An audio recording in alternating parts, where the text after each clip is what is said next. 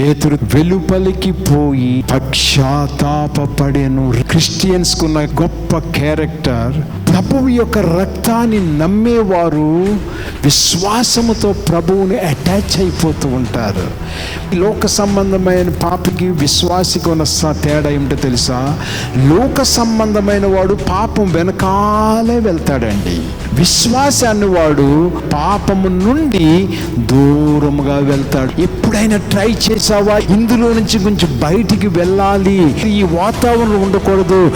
Yes, నీవు ఆ వాతావరణం నుంచి బయటికి రావాలి, తప్పదు.